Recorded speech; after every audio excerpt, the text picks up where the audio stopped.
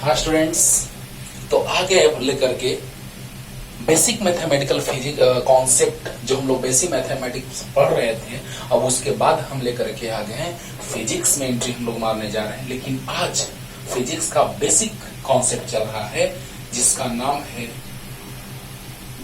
Physical world. Physical world है ना, इसके बारे में हम डिस्कस करने जा रहे हैं बच्चों, जिसमें हम आपको बतलाने जा रहे हैं कि 11th क्लास में, 12th क्लास में और 11th और 12th से रिलेटेड जो जेई मींस मेडिकल और इंजीनियरिंग के जो एग्जामिनेशंस होते हैं उसमें जो कॉन्सेप्ट आएंगे यूज में, आज उसका बेसिक समझाने जा रहे हैं। फिजिकल वर्ल्ड से आपको परिचित करवाने जा रहे हैं। Okay, what do you mean by physics, है ना, क्योंकि साइंस का 3 पार्ट है बेसिकली बच्चों, जिसमें हम लोग को पढ़ना है फिजिक्स, केमिस्ट्री और बायोलॉजी, है ना। बायोलॉजी में बहुत सारे पार्ट हैं, बॉटनी, जूलॉजी एंड एटसेट्रा, और केमिस्ट्री में फिजिकल, ऑर्गेनिक एंड इनऑर्गेनिक, और फिजिक्स में भी बहुत सारे पार्ट हैं जो आज हम डिस्कस करने जा रहे हैं। राइट, तो आइए स्टार्ट करते हैं। पहले तो हम लोग जानने जा रहे हैं कि फिजिक्स आया कहां से, ऑरिजिनेट कैसे हुआ। तो फिजिक्स जो ऑरिजिनेट हुआ है बच्चों, वो ग्रीक वर्ड से ओरिजिनेट हुआ है। फिजिक्स जो है वो ग्रीक वर्ड नेचर, ग्रीक में इसका मतलब होता है क्या, नेचर, और संस्कृत में जस्ट इसका इक्विवेलेंट होता है, संस्कृत में इसका जस्ट इक्विवेलेंट होता है भौतिकी। तो नेचर के रूल्स का स्टडी करना ही तो फिजिक्स है। मैं जब साइंटिस्टों ने कॉन्सेप्ट देना स्टार्ट किया, क्योंकि स्टार्टिंग में बहुत सारे फेनोमेना अकर्स करते थे जिसके बारे में हमको कंफ्यूजन रहता था। आज के समय को सोचो और पहले के समय को सोचो, बड़ा ही अजीब ढंग का एक डिफरेंस तुमको मिलेगा। व्हाई? क्योंकि पहले के समय में डे नाइट, वोल्केनोज, है ना, Eclipse, rainbows, different types of phenomena occurs, और वो सारे फेनोमेना हमारे माइंड को कंसंट्रेट नहीं रहने देते थे, कंफ्यूजन क्रिएट करते रहते थे कि आखिर क्यों ऐसा हो रहा है। लेकिन आज देखो कितना ज्यादा डिस्टेंस हम लोग कवर कर ले रहे हैं। अमेरिका जाना कितना आसान हो गया है ना, इंडिया टू अमेरिका बड़ा टफ था जाना, लेकिन अब प्लेन आ गया, अब बहुत ही आसानी से। लेकिन जितना ही साइंस से फायदा है उतना ही नुकसान भी है। वो कैसे, वो भी बताते हैं। क्योंकि बहुत सारे न्यूक्लियर बम बन रहे हैं जो हमारे लिए प्रॉब्लम क्रिएट कर रहे हैं। हाँ, वायरस जनरेट कर दिया जा रहा है, हाँ, बेवजह बिना मतलब का पूरा सिस्टम डिस्ट्रॉय हो जा रहा है, डिस्टर्ब हो जा रहा है। अब सोचो बच्चों, यहाँ साइंस हमारे लिए बहुत ज्यादा इंपॉर्टेंट भी है, और साइंस का लोग मिसयूज करके और उस काम को डिस्टर्ब भी कर दे रहा है। जो सही वे में चल रहा है हमारा सिस्टम, उसको डिस्टर्ब भी किया जा रहा है। क्या बात है, सोचो जरा से कि कितना साइंस इंपॉर्टेंट है। अगर उसको सही वे में देखा जाए तो बहुत इंपॉर्टेंट है ना। माइक्रोफोन हमने लगाया, मोबाइल से हम लोग बात कर रहे हैं, कितना आसान है। हाँ, मैच हो रहा है अदर कंट्री में और घर बैठे हम लोग मैच टीवी पे, मोबाइल पे देख रहे हैं, इलेक्ट्रोमैग्नेटिक वेव का यूज करके।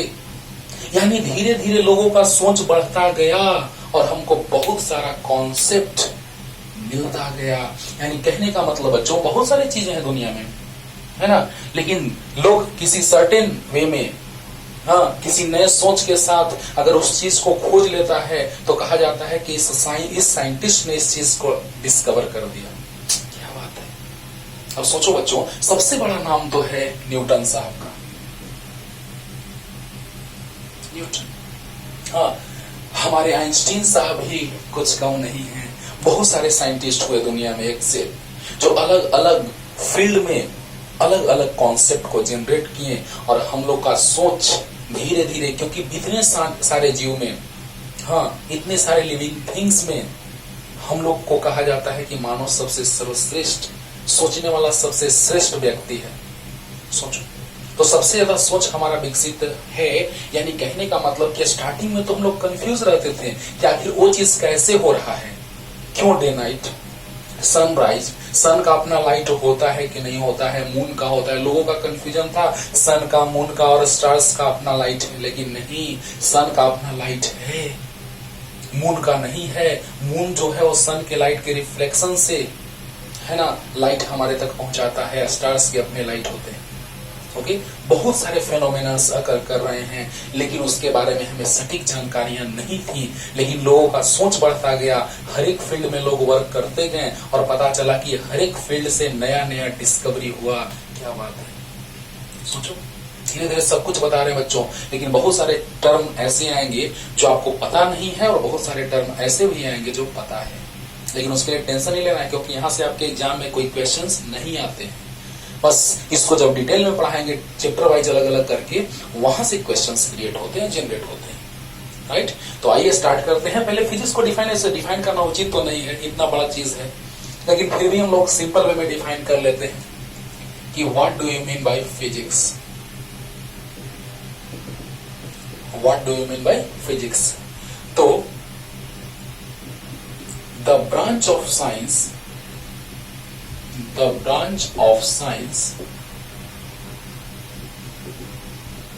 in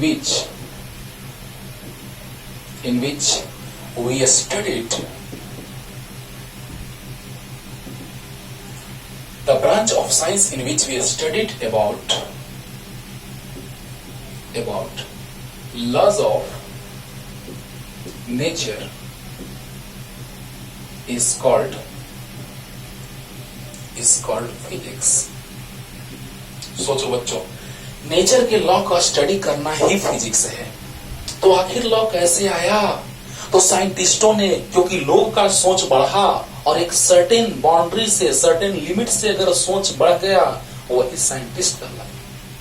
तो जब लोगों का सोच बढ़ा, साइंटिस्ट बने, और वही साइंटिस्ट लोग अलग अलग थीसिस देना स्टार्ट किए। न्यूटन साहब का भी तुरंत हम जिक्र करने जा रहे हैं, क्योंकि न्यूटन साहब ने हर एक फील्ड में वर्क किया। Newton's laws of gravitation, universal laws of gravitation, Newton's laws of motion, 3 motion के लॉ, है ना। फिर फ्री फॉलिंग, एप्पल गिरा, न्यूटन साहब ने सोचा कि आखिर क्यों अर्थ के टुवर्ड्स ही, ऊपर क्यों नहीं गया? ऊपर भी जाता है बच्चों, जब एस्केप वेलोसिटी से किसी ऑब्जेक्ट को थ्रो करते हैं, यानी ऐसे थ्रो सिंपल वे में करना मुश्किल है। जब सैटेलाइट वगैरह, है ना, लॉन्च किया जाता है, हाँ, जब चंद्रयान का बात किया जाता है, तो ऐसे सिचुएशंस में बहुत ज्यादा स्पीड से, आप देखे होंगे मिशन मंगल मूवी में, कि वहां बहुत ज्यादा स्पीड से 70,000, 80,000, 90,000 किलोमीटर पर आवर, यहाँ पे 11.2 किलोमीटर पर सेकंड है एस्केप वेलोसिटी। हाँ, जिसको आप 3600 मीन्स 3600 से मल्टीप्लाई कीजिएगा तो किलोमीटर पर आवर में आ जाएगा।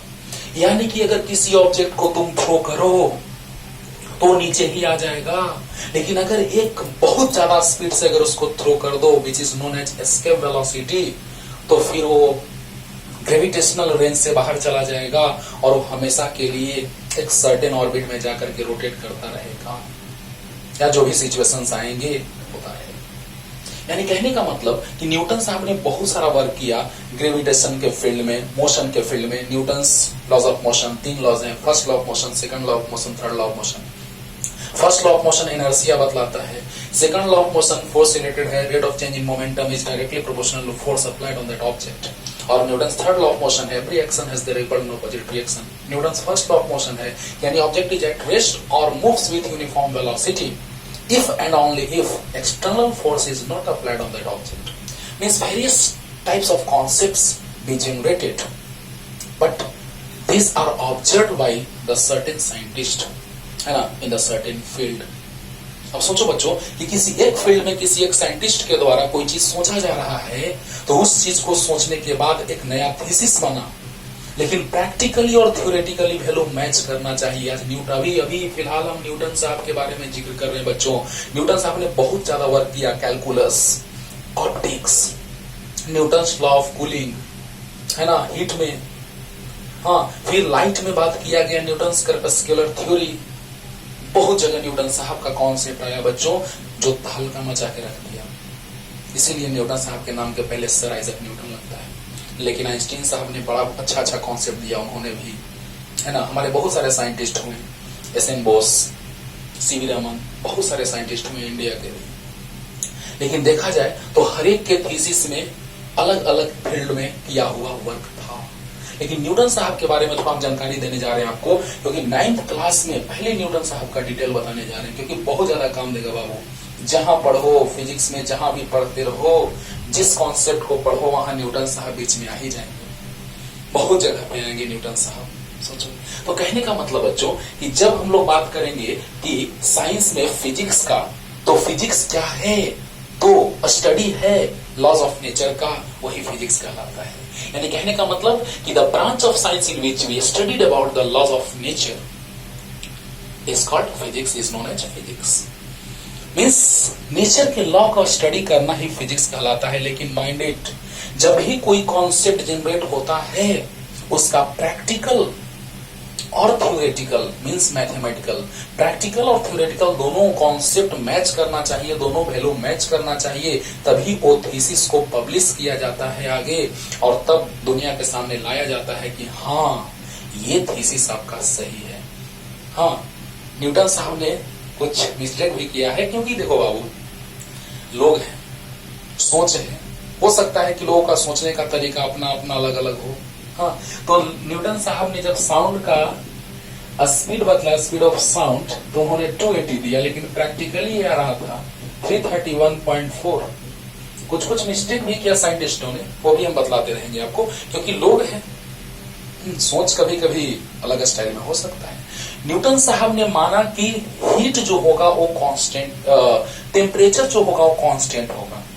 जब साउंड का प्रोपगेशन होगा तो टेम्परेचर कांस्टेंट, सबका डिटेल चलेगा आगे। आज बेसिक फिजिक्स चल रहा है बाबू, बेसिक फिजिकल वर्ल्ड चल रहा है, इसीलिए 11th 12th और जो जेईई नीट में जो पढ़ने वाले जो सिलेबस है हमारे, वो सब का शॉर्ट फॉर्मेट यहाँ हम आपको समझाने जा रहे हैं। कुछ मूवीज का भी जिक्र करेंगे जिसमें आपको साइंस का कॉन्सेप्ट बतलाया गया है, राइट। तो पहले हम न्यूटन साहब पे आ रहे हैं, क्योंकि इन्होंने हल्का मचा के रख दिया। तो बताओ बच्चों, force is inversely proportional to distance square. अरे वाह, क्या बात है, बड़ा अजीब बात है। क्यों स्क्वायर के ही इनवर्सली प्रोपोर्शनल? हाँ, लोग कह दिया करते हैं डायरेक्ट कि बाबू याद कर लो कि force is inversely proportional to a square of distance between two objects. But why? Why this type of phenomenon occurs? Why force is not inversely proportional to distance? Force is not inversely proportional to cube of distance. Why? Why not? Why not? This type of phenomenon occurs. Why force is inversely proportional to r square? Means distance between two objects. के square के ही inversely proportional होता है force. Y? सब कुछ जिक्र करने जा रहे हैं, बस ध्यान से सुनते रहो, ध्यान से। यानी कहने का मतलब बच्चों, जब आप मंगल मिशन मूवी देखें तो मिशन मंगल, तो मिशन मंगल मूवी में आपने क्या देखा कि एक डिस्टेंस सबसे नजदीक, सबसे कम डिस्टेंस जब था उसी समय लॉन्च कराया गया और पता चला कि चंद्रयान आराम से चंद्रमा पे पहुंच चुका है। हाँ, बहुत सारे वहां की जानकारियां मिलेंगी। सोचो, कभी कोई सोचा था कि प्लेन से भी उड़ेंगे? कभी कोई सोचा था कि आर्किमिडीज का प्रिंसिपल का यूज करके पानी में, है ना, बहुत बड़े बड़े जहाज जाएंगे, सीख जाएंगे? नहीं। लेकिन धीरे धीरे लोगों का सोच बढ़ता गया और बहुत कुछ चेंजिंग आया। सोचो, जब हम बोल रहे हैं तुम्हारे तक आवाज जा रहा है, सब कुछ समझा रहे हैं डिटेल में, मोबाइल से कैसे बात करते हैं, क्या होता होगा, सब कुछ समझाने जा रहे हैं। लेकिन पहले आज हम जिक्र करेंगे न्यूटन साहब के कॉन्सेप्ट का, क्योंकि इसका यूज करके इलेक्ट्रोस्टैटिक्स में, मैग्नेटिज्म में बहुत तरह के सोच बदला गया। और यहाँ पर डिस्टेंस के स्क्वायर के इनवर्सली प्रोपोर्शनल ही होता है। इलेक्ट्रोस्टैटिक पढ़ लो या मैग्नेटिक पढ़ लो, क्या बात है। तो यहाँ पे हम यही बताने जा रहे हैं बाबू कि यहाँ पर न्यूटन साहब ने क्या किया कि टेम्परेचर को कांस्टेंट रखा था, लेकिन एक्चुअली जब लाप्लास साहब आए तो उन्होंने क्या किया, प्रैक्टिकली इतना वैल्यू आ रहा था, थ्योरेटिकली इतना, ये बहुत डिफरेंस है, बहुत ज्यादा। मैथमेटिकली या थ्योरेटिकली ये आया वैल्यू और ये प्रैक्टिकली आ रहा था, बहुत ज्यादा डिफरेंस है। तो उस डिफरेंस को देखा गया कि नहीं, क्यों ऐसा हो रहा है, समझ में नहीं आ रहा है। धीरे धीरे लाप्लास साहब ने सोचना स्टार्ट किया और उन्होंने हीट को कांस्टेंट लिया, और तब पता चला कि नहीं, सच में हीट कांस्टेंट होगा। जब साउंड वेव का प्रोपगेशन होगा तो उस समय हीट कांस्टेंट होगा, ना कि टेम्परेचर। और तब लाप्लास साहब ने न्यूटन के द्वारा दिए गए थीसिस में करेक्शन किया। सोचो, हाँ, ऐसे ही आपको बताएंगे आगे कि लाइट को लोगों ने लाइट को वेव माना कुछ लोगों ने, तो कुछ ने रे माना। न्यूटन साहब ही, न्यूटन कर्पस्कुलर थ्योरी आपको पढ़ाएंगे, तो न्यूटन साहब ने ही माना था कि light propagate on straight path. आप 10th क्लास में पढ़ के आए हैं, 11th का जब लेक्चर आप अभी देख रहे हैं, तो आप 10th पढ़ के आए हैं, तो आप लोगों ने स्टडी किया है कि लाइट स्ट्रेट पाथ में मूव करती है, रिफ्लेक्शन ऑफ लाइट। ये भी समझाएंगे कि नीचे ही क्यों मुड़ता है, ऊपर क्यों नहीं, है ना। सब कुछ डिटेल में चलेगा। लेंस का बात करते हैं, लेंस से रिफ्रैक्शन ऑफ लाइट का, प्रिज्म से डिस्पर्सन ऑफ लाइट का। क्या बात है। White light ray is the combination of 7 colours. Prism does not create any colour. White light ray is the combination of 7 colours with your VIBGYOR, violet, indigo, blue, green, yellow, orange, red, है ना। Clear. तो कहने का मतलब बच्चों कि light में Newton साहब के द्वारा कहा गया कि लाइट जो स्ट्रेट पाथ पे मूव करती है, जो आप 10th में स्ट्रेट पाथ ही आपको बताया गया है, but light is an electromagnetic wave which propagate in form of transverse wave, है ना। सब कुछ बस आज ध्यान से सुन लो, क्योंकि सब पूरा 11th से लेकर के 12th तक, और उसमें जो जेईई नीट का कॉन्सेप्ट बताया जाएगा, जो आगे डिटेल में सीखना है, सब कुछ चलेगा धीरे धीरे, लेकिन आज बेसिक लेक्चर है, ध्यान से सुनो। ओके, तो न्यूटन साहब ने कहा कि लाइट प्रोपगेट और light travel on a straight path in form of रे। मैक्स प्लांक ने कहा कि फोटोन के फॉर्म में स्ट्रेट पाथ में मूव करती है लाइट। वाह रे वाह, न्यूटन साहब को साथ देने वाले एक और आ गए, मैक्स प्लांक साहब। लेकिन हाइगेंस साहब ने कहा कि no, light is not a ray. Light cannot move on a straight path. It moves in form of wave. Light having wave nature. It is said by Huygens. और Huygens को साथ देने आ गए यंग और फ्रेनल, दो scientist. लेकिन Huygens साहब ने भी क्या मिस्टेक किया, वेव तो उन्होंने कहा, लेकिन कहा उन्होंने क्या कि लॉन्गिट्यूडिनल वेव है। बट जब ईथर मीडियम लेकर के और देखा गया, जब प्रोपगेट कराया गया, तो देखा गया कि वो वेव का नेचर ट्रांसवर्स है। तब देखा गया कि नहीं, लाइट का जो नेचर होता है वो ट्रांसवर्स नेचर होता है। Light is an electromagnetic wave, वो भी क्लियर करने जा रहे हैं, बस ध्यान से लास्ट तक लेक्चर को सुनते रहिए। Light is an electromagnetic wave. Light is a medium which gives the sensation of vision, देखने का क्षमता उत्पन्न कराता है। लाइट सोर्स ऑफ एनर्जी है। Light is an electromagnetic wave. यानी कहने का मतलब कि वहां से बात आया कि हाइगेंस साहब ने भी थोड़ा सा मिस्टेक किया था कि लाइट को वेव तो बोला था उन्होंने, लेकिन उन्होंने लॉन्गिट्यूडिनल वेव बोल दिया था। But this is transverse wave which is practically observed when ether medium is taken. सोचो, यानी कहने का मतलब बच्चों, बहुत सारे थीसिस आए जो धीरे धीरे हम सब कुछ आपको समझाने जा रहे हैं। तो मिशन मार्स में आप, मिशन मंगल में आप क्या देखें कि मिशन मंगल में आपने देखा कि जैसे ही वहां सबसे कम डिस्टेंस था, लॉन्च किया गया, और जैसे ही आप देखते होंगे कि फ्यूल बाहर निकल रहा है, और तेजी से ऊपर जा रहा है। Law of conservation of momentum, है ना, law of conservation of linear momentum. क्योंकि मोमेंटम कंजर्वेशन का बात आपको बताएंगे कि मास कंजर्व रहता है, बहुत डिटेल चलेगा आगे, सब 11 से लेकर 12 तक। Mass is conserved, linear momentum is conserved, angular momentum is conserved, energy is conserved, and charge is conserved. सब कुछ 11 से लेकर के 12 तक आपको बताया जाएगा। और आपको पता है कि 11th और 12th मिला करके जो डिटेल उसका पढ़ाएंगे, फॉर्मेट जो जेईई नीट में जाएगा, सब कुछ आपको पता है। अब कहने का मतलब बच्चों कि जब हम लोग जानने जा रहे हैं कोई भी चीज, तो आखिर कैसे, जैसे वहां पे एग्जाम्पल एक लिया गया था कि जब पूरी को छाना जा रहा था, है ना, तो गैस को बंद कर देने के बाद भी बहुत सारे पूरी उसमें छाना जा रहे थे। अरे वाह। तो उसी तरह से अगर फ्यूल अगर इंड हो गया, तो उस फ्यूल के इंड होने पे या फ्यूल को क्लोज कर देने के बाद भी बहुत सारे डिस्टेंस तक, बहुत ज्यादा डिस्टेंस तक रॉकेट को भेजा जा सकता है। क्या बात है। यानी कहने का मतलब ऐसे थीसिस, ऐसे कॉन्सेप्ट को यूज करके, और हम लोगों ने क्या किया कि चंद्रयान को चंद्रमा पे पहुंचा दिया, और बहुत सारे वहां से कॉन्सेप्ट नए नए मिले कि आखिर क्या है यहाँ पे, क्या नहीं है। क्या बात है। सोचो, यानी साइंस कितना आगे बढ़ चुका है बाबू। पहले के समय में लोगों का कन्फ्यूजन रहता था कि सन कितना दूर है, फिर भी हमारे तक एनर्जी पहुंच रहा है, कितना ज्यादा उसके पास एनर्जी रहा होगा।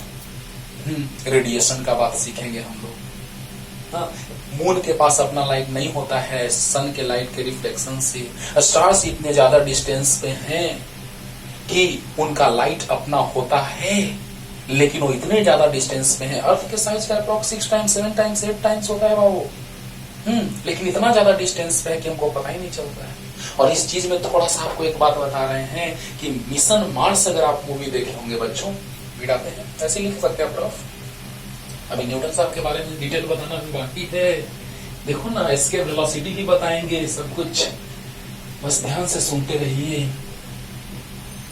कि यहाँ जब मिशन मार्स में आप लोग मूवी देखे होंगे, मिशन मार्स, उसमें क्या देखे होंगे, बड़ा अच्छा बात बताया गया है कि मिसाइल से एस्ट्रॉयड जो छोटे तारे होते हैं, है ना, वो पृथ्वी की ओर, अर्थ की ओर आते रहते हैं। कभी कभी पहले के समय में क्या होता था, 40 करोड़ 50 करोड़ 40 करोड़ 10 करोड़ 50 करोड़ इतने सारे लोग बर्बाद हो जाते थे दुनिया के। क्यों? क्योंकि किसी अर्थ के किसी एक पार्ट पे आया, उतने सारे लोगों को बर्बाद कर दिया। लेकिन आजकल क्या है, साइंस इतना ज्यादा डेवलप हो चुका है। हाँ, क्योंकि आपको पता होना चाहिए कि जब भी जो कोई साइंटिस्ट अगर कोई थीसिस देते हैं तो हाँ, प्रैक्टिकली और थ्योरेटिकली, हाँ मीन्स प्रैक्टिकल से और थ्योरेटिकली यानी मैथमेटिकली जो वैल्यू आया, प्रैक्टिकल करके जो वैल्यू आया फोर्स का और मैथमेटिकली जो वैल्यू आया फोर्स का, वो मैच कर रहा है, तब उस साइंटिस्ट के द्वारा दिया गया थीसिस सही है, नहीं तो नहीं। अभी तुरंत हम स्पीड ऑफ साउंड के बारे में लेकर के आपको समझा दिए एग्जाम्पल। तो यहाँ पे क्या होता है मिशन मार्स मूवी में कि यहाँ मिसाइल से अटैक कराया जाता है, यहाँ पे जस्ट यहाँ पे बोल रहता है, यहाँ पे जस्ट अटैक कराया जाता है, तो ये डिवाइड हो जाता है अलग अलग पार्ट में और अर्थ को बचा लिया जाता है। मूवी पूरा इसी पे है कि एस्ट्रॉयड आ रहा है और पता चला कि एक सर्टेन लिमिट पे किसी सर्टेन टाइम तक पहुंच जाएगा। उसके पहले लोगों ने मिसाइल को चोरी किया और वो मिसाइल से अटैक किया और उसको तोड़ दिया और अर्थ को बचा लिया गया। लेकिन पहले के समय में क्या होते थे, बहुत सारे डिजीज होते थे, बहुत सारे ऐसे सिचुएशंस आते थे, तो क्या होता था, उसको लोग हैंडल नहीं कर पाता था, बहुत सारे लोग मर जाते थे। लेकिन आजकल साइंस इतना आगे बढ़ चुका है बच्चों। देखिए ना, कोरोना का प्रभाव कितना जल्दी, बहुत ज्यादा टाइम लगता है किसी वैक्सीन को बनाने में, लेकिन पूरे वर्ल्ड के साइंटिस्ट लोग लगे हुए हैं और पता चल रहा है कि first phase, second phase, third phase का ट्रायल फाइनल हो जा रहा है। क्या बात है, कितना अच्छा बात है। जरा सा सोचो, सोचने वाली बात यह है कि साइंस अब बहुत ज्यादा विकसित कर चुका है। यानी हम लोगों को यह देखना है कि हम लोग भी कुछ ऐसा सोचें कि कुछ चीज खोज पाए। यानी बहुत सारे लोग उसमें लगे हुए हैं, खोजना जारी है। क्लियर बात समझ में आ रहा होगा। अब देखिए बच्चों, मूवी ऐसे भी कोई पायलट है, हाँ एक बार की बात है कि पायलट है, वो मर गया वहीं पे, चलाते चलाते कुछ आ गया होगा, हार्ट अटैक जो भी हो। हाँ, तो बगल में जो पैसेंजर बैठा हुआ था वो जा गया वहां पे, हैंडल किया, क्योंकि नीचे कंट्रोल रूम होता है, हर एक जहाज का नीचे कंट्रोल रूम होता है बाबू अर्थ पे। वो कंट्रोल रूम से कंट्रोल किया, सब कुछ बोला, सब बताया, समझाया कि ऐसे से तुमको करना है, और लास्ट में सेफली लैंडिंग करा देता है उस प्लेन का। सोचो कितना बड़ा बात है, साइंस कितना आगे बढ़ चुका है। हम बोल रहे हैं, तुम्हारे तक साउंड जा रहा है, मोबाइल से बात कर रहे हैं, साउंड जा रहा है, हम दिखाई भी दे रहे हैं, यानी लाइट वेव और साउंड वेव को कन्वर्ट कर दिया गया पहले इलेक्ट्रिक वेव में by the help of transducer. Transducer एक डिवाइस होता है which convert the light signal और light signal, sound signal and different type of signals in form of electric signal. जैसे पेज हो गया, डॉक्यूमेंट्स हो गया, तो लाइट वेव का काम करेगा। जो बोल रहे हैं वो साउंड वेव है, उसको कन्वर्ट किया जाता है ट्रांसड्यूसर के हेल्प से, किसमें, तो इलेक्ट्रिक सिग्नल में, और वहां से ट्रांसमीटर से रिसीवर एंटीना तक पहुंचता है, ट्रांसमीटर टू रिसीवर पहुंचता है भाया चैनल, और वहां से फ्रीक्वेंसी बहुत कम रहता है इस वेव का, तो उस फ्रीक्वेंसी को बढ़ाने के लिए उस मैसेज वेव, उसको मैसेज वेव कहा जाता है, और उस मैसेज वेव को, फ्रीक्वेंसी को बढ़ाने के लिए कैरियर वेव आता है और उसको बहुत ज्यादा फ्रीक्वेंसी से वहां तक पहुंचाता है, और फिर से ट्रांसड्यूसर क्या करता है कि इलेक्ट्रिक सिग्नल को लाइट सिग्नल और साउंड सिग्नल में कन्वर्ट कर देता है, और इस तरह से हम जब फोन से बात करते हैं तो सुनाई देता है, हम बोलते हैं तो तुमको सुनाई दे रहा है। क्या बात है, यानी इंटेंसिटी को बढ़ाने का ये काम कर रहा है। क्योंकि ऐसे अगर हम बोले तो कम सुनाई दे रहा है, ऐसे बोले ज्यादा सुनाई दे रहा है, why this type of device be used? It is used to increase the intensity of sound. Okay? तो बहुत आराम है, लेकिन उतना ही परेशानी भी है। अगर एक बस जा रहा है, बस से हम लोग बहुत ज्यादा टाइम लगेगा दिल्ली पहुंचने में, प्लेन से बहुत कम टाइम में पहुंच जाएंगे दिल्ली। लेकिन अगर वही क्रैश कर गया, अगर बस पलट गया, खुदा न खास ऐसा हो, लेकिन बस पलट गया तो हो सकता है लोग बहुत आराम से बच सकते हैं। लेकिन अगर प्लेन क्रैश कर गया तो चांस है कि लगभग सभी लोग चले जाएंगे, वहीं पे डेथ हो जाएगी। कहने का मतलब बच्चों कि साइंस से फायदा भी है तो नुकसान भी है ना। यहाँ पे देखो साइंस से कितना फायदा है हम लोगों को, कितना आराम हो रहा है, लेकिन वही न्यूक्लियर बम एक ही बार में ब्लास्ट होगा, बहुत सारे लोग मर जाएंगे। यानी कि साइंस से फायदा भी नुकसान भी आप जान रहे हैं। तो आते हैं हम लोग पहले न्यूटन साहब के थीसिस की ओर बढ़ते हैं कि आखिर ऐसा ही क्यों। तो जैसे ही हम किसी ऑब्जेक्ट को थ्रो करते हैं तो थ्रो करने के बाद towards the centre of the अर्थ ये मूव करता है। हाँ, ग्रेविटेशनल फोर्स जो है, ग्रेविटेशनल फोर्स मतलब ये कि यूनिवर्स के किसी दो ऑब्जेक्ट्स के बीच लगने वाला फोर्स क्या है। अर्थ के राउंड अबाउट मून रिवॉल्व हो रहा है सर्कुलर पाथ पे, क्यों? Due to gravitational force. वो सर्कुलर पाथ में मूव कर रहा है और सेंट्रीपिटल फोर्स अप्लाई हो रहा है। क्या बात है। फिर हम लोग जानते हैं बच्चों कि जैसे ही अर्थ का रोटेशन हो रहा है, मींस प्लैनेट्स का रोटेशन हो रहा है राउंड अबाउट द सन, तो वहां भी ग्रेविटेशनल फोर्स, सोचो न्यूटन साहब ने क्या कुछ दे दिया हम लोगों को। अब सोचो बच्चों कि यहाँ पर आखिर डिस्टेंस के स्क्वायर की इनवर्सली प्रोपोर्शनल ही क्यों, ये तो समझाने जा ही रहे हैं, लेकिन ग्रेविटेशनल का कितना बड़ा इंपॉर्टेंट है जरा सा समझिए, ध्यान दीजिए। तो आइए बच्चों, मास के प्रोडक्ट के प्रोपोर्शनल, ये तो आपको हम समझा ही रहे हैं, है ना। तीन फोर्स लेके चलते हैं, ग्रेविटेशनल, इलेक्ट्रोस्टैटिक्स और मैग्नेटिक। मैग्नेट के पोल्स के बीच फोर्स कितना लगता है, दो रेस्ट चार्जेस के बीच कितना फोर्स लगता है। तो ये जब फ्री स्पेस हो, क्योंकि मीडियम ना रहे उससे कोई टेंशन नहीं है, मीडियम आएगा तो फोर्स डिक्रीज ही करेगा। लेकिन फिर से यहां डिस्टेंस के स्क्वायर के इनवर्सली प्रोपोर्शनल। मैग्नेटिक फोर्स का भी बात करेंगे तो सब ये दोनों 12th में पढ़ना है, ये 11th में पढ़ना है बच्चों। और m1 m2 by R square, क्या बात है।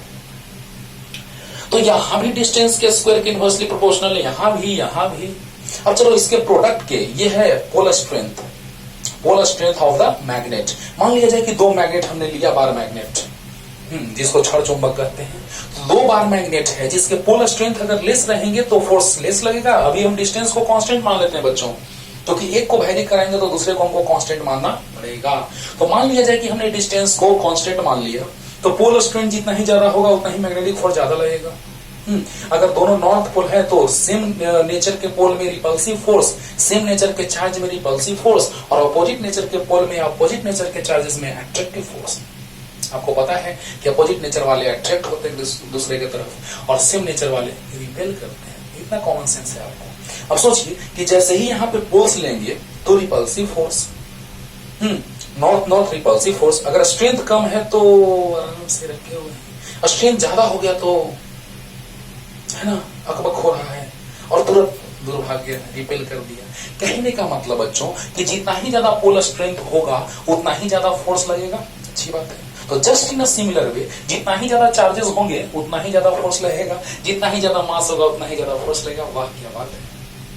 लेकिन डिस्टेंस के स्क्वायर के इनवर्सली प्रोपोर्शनल कॉन्सेप्ट आता है न्यूटन साहब से, और यहीं से थीसिस आता है कि जैसे ही मास के प्रोडक्ट के प्रोपोर्शनल होगा फोर्स, जब डिस्टेंस कांस्टेंट होगा, चार्जेस के मैग्नीट्यूड के प्रोपोर्शनल होगा जब डिस्टेंस कांस्टेंट, और पोल्स ऑफ द मैग्नेट के स्ट्रेंथ के डायरेक्टली प्रोपोर्शनल होगा प्रोडक्ट के, कब? जब डिस्टेंस कांस्टेंट होगा तब।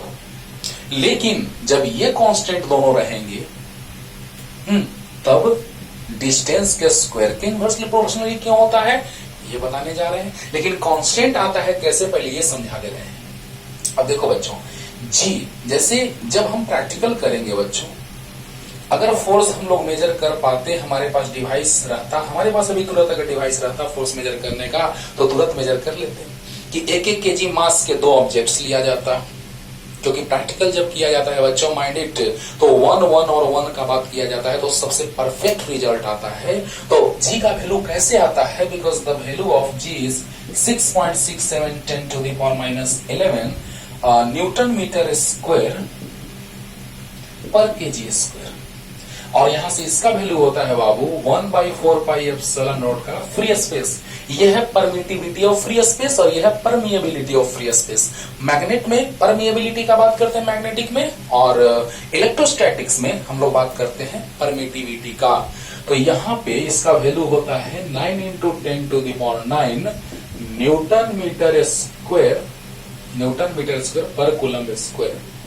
और यहाँ पे जो बात आता है μ0/4 पाई का, वो होता है 10 to the power minus 7 Henry पर मीटर। हेनरी सब कुछ सिखलाएंगे आपको, रेजिस्टेंस, कैपेसिटेंस, इंडक्टेंस, सब कुछ सिखाया जाएगा।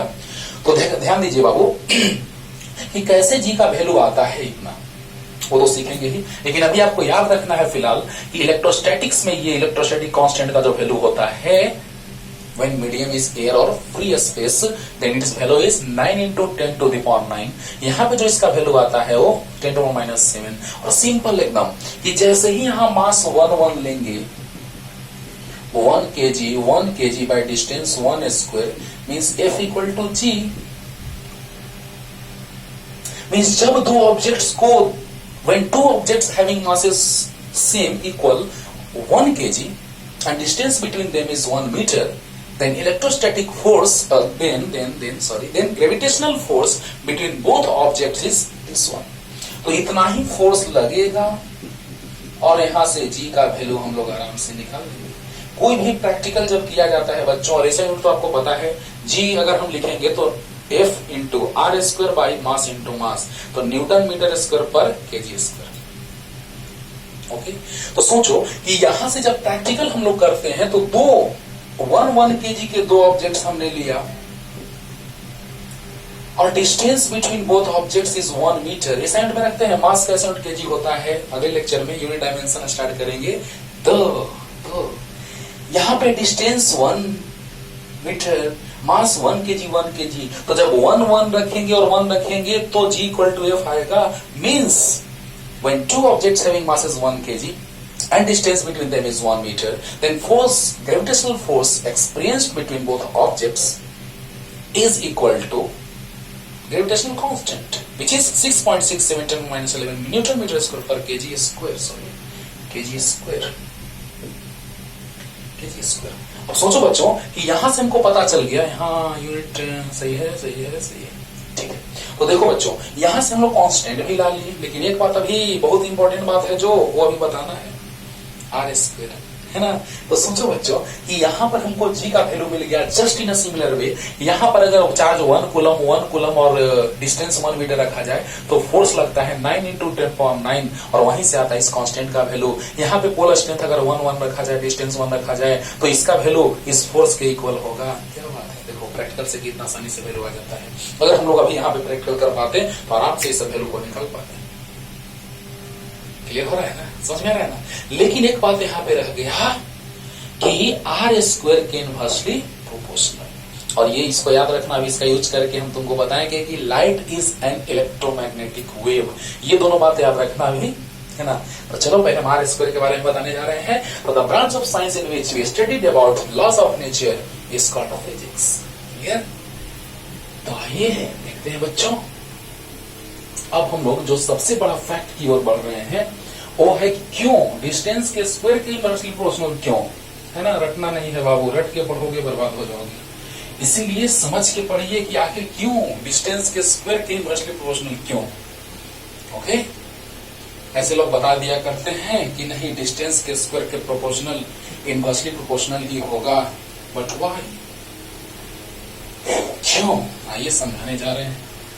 देखिए, फिर आपको पता होगा कि अर्थ पे जो ऑब्जेक्ट का वेट होता है ना, और मून पे जो वेट होता है, तो मून पे 1/6 times of weight of that object on earth. क्यों, उसको भी सिखा रहे हैं। तो देखिए बच्चों, ये अर्थ है और अर्थ के राउंड अबाउट मून जो है वो रिवॉल्व होता है सर्कुलर पाथ पे, और एक सिंगल रोटेशन कंप्लीट करने में उसको जो टाइम लगता है बच्चों, वो लगता है 27.3 डेज। 27.3 डेज या टाइम हो गया। और ये distance between earth and moon जो है वो 384400 किलोमीटर। इसको मीटर में कन्वर्ट कर देंगे तो into 10 to the power, kilometre को मीटर में 10 3 और 2 5, इतना तो समझदारी होगा। अर्थ का जो रेडियस होता है इतना होता है, इसको अगर आप कन्वर्ट करें तो 10⁵ मीटर हो जाएगा, क्योंकि 2 जीरो और भी तो बढ़ रहा है। अरे बोलो यार, तो यहाँ 10⁵ आ गया, यहाँ भी 10⁵ आ गया, 2 और पावर 3, किलोमीटर को मीटर में कन्वर्ट कर दिए। क्लियर। अब जब डिवाइड करोगे इसमें इससे बाबू,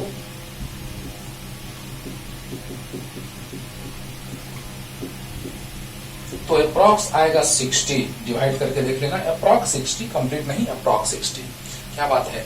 इसके रेडियस के रिस्पेक्ट में इसका जो डिस्टेंस है वो कितना टाइम्स है, तो 60 टाइम्स। यानी इसके रेडियस के रिस्पेक्ट में इसका डिस्टेंस जो है वो कितना टाइम्स है, 60 टाइम्स। देखना। अब बताओ, अब बताइए कि जब यहां से रोटेट रिवॉल्व होगा बच्चों, when moon revolves around the earth, then distance covered by the moon during single rotation is distance. This is the time और ये distance। तो distance equal to 2 pi r। 2 pi का वैल्यू 3.14, r का value, r यही तो radius का काम करेगा। अरे जब ये रोटेट कर रहा है बच्चों, तो यही तो रेडियस का काम करेगा। हाँ, तो क्या हो जाएगा r, तो 3844 into 10 to the power 5 divide distance आ गया इतना मीटर।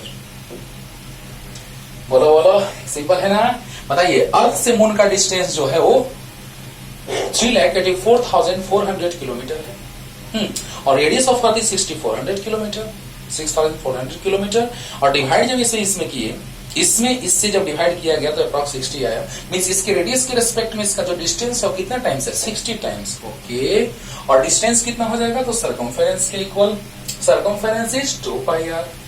क्लियर। तो बताइए बच्चों की डिस्टेंस आ गया। टाइम को थोड़ा कन्वर्ट कर लेते हैं हम लोग। 27.3 डेज है, उसको आवर में कन्वर्ट करेंगे तो 24, सेकंड में तो 3600 सेकंड आ गया। और आप बताइए बच्चों की स्पीड, क्योंकि जब रोटेट कर रहा है तो हमेशा उसका डायरेक्शन चेंज हो रहा है, तो velocity is known as speed because it's direction always be changed, क्योंकि velocity having magnitude, direction and it obey the vector addition of triangle. लेकिन यहाँ पे हम लोग देख रहे हैं स्पीड का बात, तो distance by time, distance divided by time. तो बताइए बच्चों डिस्टेंस कितना है, 2 into 3.14 into 3844 10 to the power 5 divided by 27.3 into 24 into 3600। और जब इसको सोल्व कीजिएगा बच्चों, तो सोल्व करने पे आएगा 2 पाई आर सही है, time day hour second right. Solve कीजिएगा तो आएगा कितना, 1023.4 मीटर पर सेकंड। सोचो, अप्रॉक्स 1 किलोमीटर पर सेकंड, इतना स्पीड से मून रिवॉल्व होता है अराउंड द अर्थ। जरा फील लो, सोचो, अगर ऐसा हो रहा है, जो बहुत सारे लोग जब जाते हैं स्पेस में जाने का बात किया जाता है, तो पता चलता है कि वाह क्या हम लोग का लाइफ रहा होगा। बहुत सारे चीजों को एकदम देख रहे हो, ऑब्जर्व कर रहे होंगे। हम लोग तो सोचते रहते हैं कि कैसे मून मूव कर रहा है सर, कैसे क्या, लेकिन उन लोग तो सच में ऑब्जर्व कर रहे होंगे, बहुत मजा आ रहा होगा, है ना। तो पढ़ो यार, बहुत मेहनत करो, तुम भी साइंटिस्ट बनो, तुम भी जाओ। ओके, अब बोलो, स्पीड आ गया, इतना आया। अब देखो बच्चों, यहां से एक बात हम बताएंगे सर्कुलर मोशन में, क्योंकि यहाँ पे अर्थ जो है इस पे ग्रेविटेशनल फोर्स अप्लाई कर रहा है। That gravitational force is equal to centripetal force, और सेंट्रीपिटल फोर्स में सेंट्रीपिटल एक्सेलरेशन जो आ रहा है वो v स्क्वायर बाई आर, जो सर्कुलर मोशन में आपको पढ़ाएंगे। तो v स्क्वायर मतलब कितना, तो इतना का स्क्वायर। हम बार बार बोलेंगे कि डिस्टेंस के स्क्वायर के इनवर्सली प्रोपोर्शनल होगा फोर्स, और वहां से हम बोलेंगे कि इस लेक्चर को देख के आओ इतने से इतने टाइम इंटरवल के बीच, है ना। तो बताइए, और आर का काम ये कर रहा है बच्चों, ये वाला 3844 10 to the power 5, इसको आप सोल्व कीजिएगा तो इतना आएगा। पहले तो इतना लिख लो, पहले इतना लिख लो, सही है ना? v स्क्वायर बाई आर, सही है। ओके ओके ओके, जल्दी जल्दी। अब देखो बच्चों, यहां से हम बताने जा रहे हैं कि कैसे डिस्टेंस के स्क्वायर के इनवर्सली प्रोपोर्शनल ही होगा।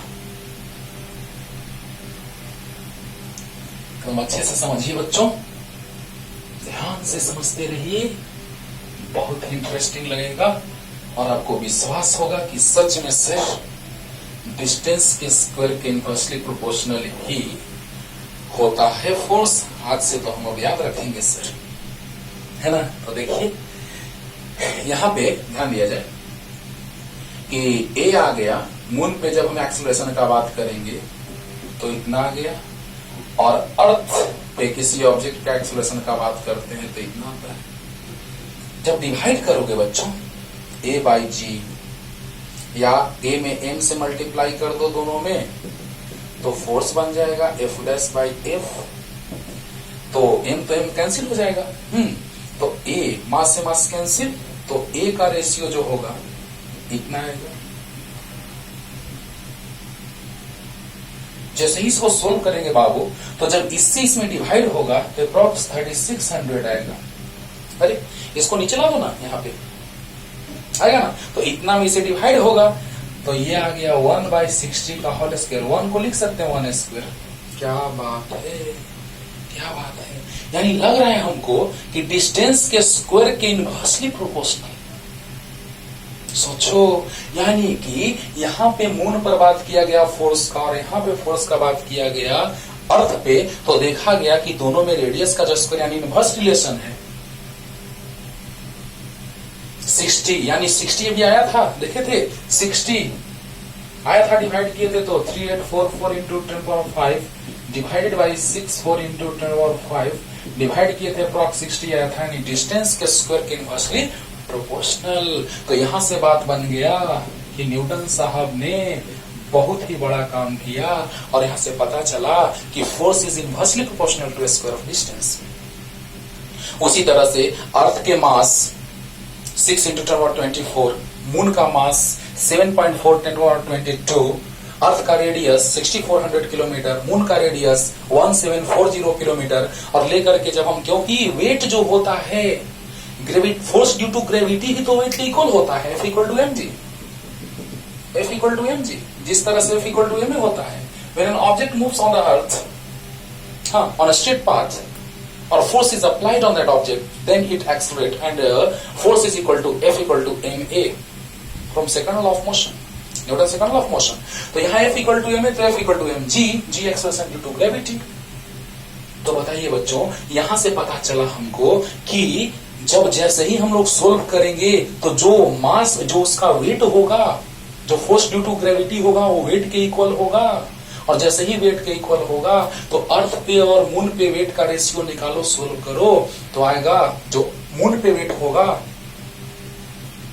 Weight on moon by weight on earth 1/6, means moon पे वेट जो होगा वो अर्थ पे वेट का 1/6 टाइम्स होगा। क्या बात है, क्या सब कुछ हम बोल दिए, मास बोल दिए, मून का, अर्थ का, सब कुछ तो बोल दिए। लो ना शॉर्ट में देखो, पहले ये बताओ कि डिस्टेंस के स्क्वायर के इनवर्सली प्रोपोर्शनल होगा कि नहीं होगा? हुआ, जल्दी। अब देखो बच्चों, अगर हम वेट का बात करते हैं, मास वही रहेगा तुम्हारा बाबू, वेट चेंज हो जाएगा। तुम ये नहीं कि 60 kg के हो तो 10 kg के हो जाओगे, नहीं, कभी नहीं। तो वेट जो होता है क्या, तो F इक्वल टू mg, कोई ऑब्जेक्ट है तो F इक्वल टू mg, और अगर अर्थ का मास है m, ऑब्जेक्ट का मास है m, तो mm/r²। अरे ये भी ग्रेविटेशनल फोर्स है। हाँ, फोर्स सब कुछ 9th में पढ़े हो, लेकिन आज हम शॉर्ट में बहुत कुछ बताने जा रहे हैं। अर्थ का मास m है, रेडियस r है, ऑब्जेक्ट अर्थ सरफेस पे जिसका मास m है, तो ग्रेविटेशनल फोर्स जो होगा वो फोर्स ड्यू टू ग्रेविटी के बराबर होगा, क्योंकि सराउंडिंग में, यूनिवर्स में किसी दो ऑब्जेक्ट्स के बीच लगने वाले फोर्स को ही ग्रेविटेशनल फोर्स कहा जाता है। लेकिन force due to gravity towards the centre of the earth, तो gravitational force is force due to gravity in this case. Okay, तो क्या हो जाएगा, F equal to G M M by R square और F equal to M G. सोचो जब दोनों को इक्वल करोगे बच्चों तो यहां से स्मॉल जी का वैल्यू मिल जाएगा। जी का वैल्यू होता है 6.67 10 to the power minus 11 into mass of earth is 6 into 10 power 24, radius of earth is 6400, kilometre को मीटर में कन्वर्ट करेंगे स्क्वायर। इसको सोल्व करोगे तो आएगा 9.8 मीटर पर सेकंड स्क्वायर। जी का भी वैल्यू निकाल लिए और this is the relation between small G and capital G, where capital G is capital G is gravitational constant and small g is acceleration due to gravity. Okay, तो ये भी simple है, बहुत कुछ सीखेंगे, मजा आएगा। देखो तो बस ध्यान से देखते रहो, सुनते रहो बच्चों। बहुत सारे चीज का डिटेल में जिक्र करेंगे। अगर ऐसे हम 4-5 घंटा भी बोलते रह जाएं तो भी पूरा फिजिक्स समाप्त नहीं होगा, क्योंकि एक लेक्चर में सब कैसे, लेकिन फिर भी हम बहुत सारा चीज बताने का कोशिश कर रहे हैं बच्चों। अब जैसे वेट का बात करो तो अर्थ पर वेट है ना, mg वेट, तो mg नहीं इक्वल था G M M by R square का। तो अर्थ पे वेट का बात करेंगे किसी ऑब्जेक्ट का तो G M M by R square, ये है अर्थ पे वेट, तो mass of earth, radius of earth. और मून पे अगर किसी ऑब्जेक्ट के वेट का तो mass of moon, mass of object तो constant and radius of moon square. तो weight of earth by weight of moon, weight of an object on earth and weight of that object on moon, ratio जो होगा किसी object का अर्थ पे जो wait होगा वो और किसी ऑब्जेक्ट का मून पे जो वेट होगा वो, दोनों का रेशियो लेके देखना है बच्चों। तो G M E M by R E square, ऊपर जाएगा ये डिवाइड होगा तो M E square by G M M, M से एम, जी से जी कैंसिल, क्या आ गया M E by M M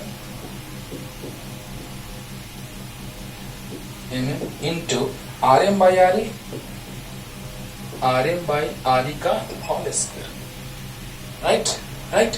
अब देखो mass of earth is this one, mass of moon is 7.4 10 to the power 22, radius of moon is 1740 kilometre है, ये भी किलोमीटर है, कैंसिल हो जाएगा स्क्वायर। जब सोल्व करोगे बच्चों तो 1/6 आएगा।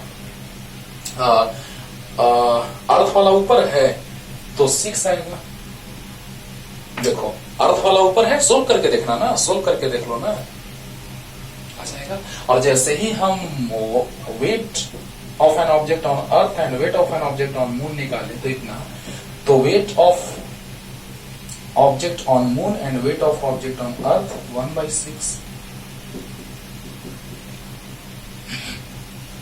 Clear clear.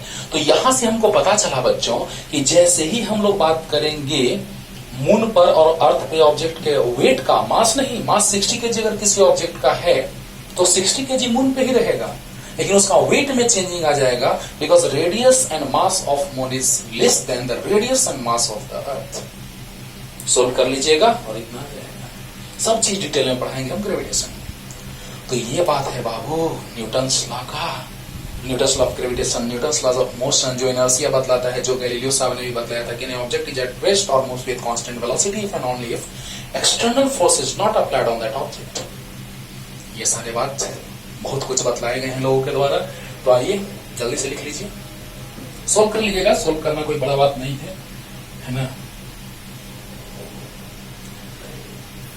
अब देखो बच्चों, अब हम लोग बात करने जा रहे हैं, है ना, कि दो टर्म का हम यूज करने जा रहे हैं।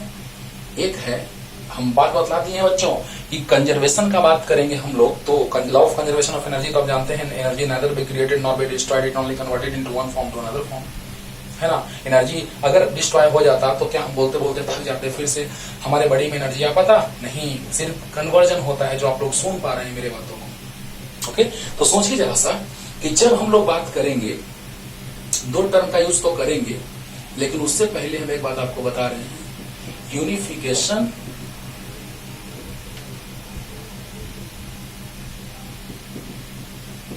रिडक्शनिज्म, दो टर्म का यूज अभी करने जा रहे हैं, है ना, जिसमें फिर से हम बात करेंगे आगे। इसके बाद बात करेंगे हम लोग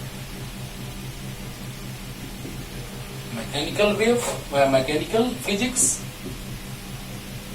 मैकेनिकल वेव भी होते हैं, आगे बढ़ेंगे, और मॉडर्न फिजिक्स, है ना। ये पुराना वाला फिजिक्स है, ये नया वाला फिजिक्स है, ऐसे कह सकते हैं। ये ओल्डर फिजिक्स है, ये मॉडर्न फिजिक्स है। या ये जब हम बात करते हैं मैक्रोस्कोपिक ऑब्जेक्ट्स का बात करते हैं, तब इसका बात करते हैं मैकेनिकल फिजिक्स का। मैक्रोस्कोपिक मीन्स बड़े बड़े लार्ज डिस्टेंस का बात किया जाए तो, है ना, बहुत ज्यादा डिस्टेंस का बात किया जाए तो। और ये मॉडर्न में माइक्रोस्कोपिक, बहुत छोटे स्केल के लिए, बहुत छोटे रेंज के लिए, राइट। तो यूनिफिकेशन और रिडक्शनिज्म क्या है, हाँ, वो हम बात करने जा रहे थे।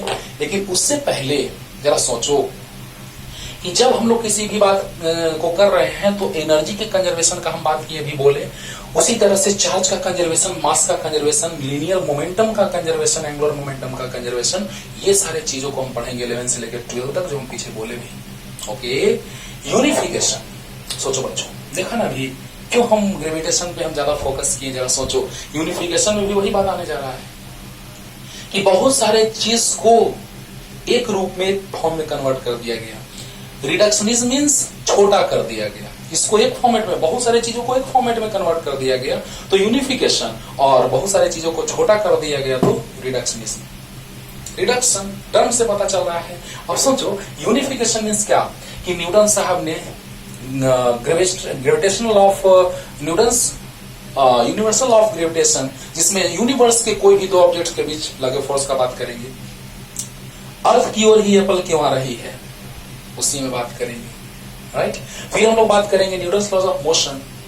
फिर बात करेंगे कि अर्थ के राउंड अबाउट मून रिवॉल्व हो रही है। फिर बात करेंगे सन के राउंड अबाउट अर्थ या अदर प्लैनेट जो है रिवॉल्व हो रहे हैं। बारे बार यानी कि ये सारे चीजों को हम एक में, बहुत सारे बड़े चीजों को हम एक फॉर्म में कन्वर्ट कर दिए। क्या बात है, यूनिफिकेशन। या बहुत बड़ा बात नेक्स्ट वो है बच्चों मैक्सवेल्स इक्वेशन। मैक्सवेल साहब ने 4 इक्वेशन दिया है, इलेक्ट्रोस्टैटिक से रिलेटेड, मैग्नेटिज्म से related, Faraday's law of electromagnetic induction से रिलेटेड, एम्पियर सर्किटल लॉ से रिलेटेड। और आपको बतला दें कि ये इलेक्ट्रोमैग्नेटिक वेव के लिए क्रांति आ गया उसकी, इससे। यानी मैक्सवेल साहब ने इलेक्ट्रोमैग्नेटिक वेव का जानकारी दिया, वही तो है इलेक्ट्रोमैग्नेटिक वेव, जिसके हेल्प से हम लोग क्या करते हैं, आराम से रेडियो सुन रहे हैं, बहुत फोन से बात कर रहे हैं, बहुत सारे फेनोमेना अकर्स कर रहे हैं due to electromagnetic wave. Light is also an electromagnetic wave, है ना। उसको भी दिखाएंगे, हम बोले हैं कि लो ना, अभी दिखा देते हैं उसको। 1/4 पाई एप्सिलॉन नॉट 9 × 10⁹ समझना, इसी का पार्ट है। सोचो, light is an electromagnetic wave. तो यहां से ही जनरेट होता है बच्चों इलेक्ट्रोमैग्नेटिक वेव का कॉन्सेप्ट आता है, जिसमें बहुत बड़ा इंपॉर्टेंट रोल, सबसे ज्यादा इंपॉर्टेंट रोल मैक्सवेल साहब का रहा है। अब सोचो कि 1/4 पाई एप्सिलॉन 9 × 10⁻⁹ और μ0/4 पाई, अभी तुरंत हम बोले हैं कि 10⁻⁷, तो μ0 का वैल्यू यहां से आ गया,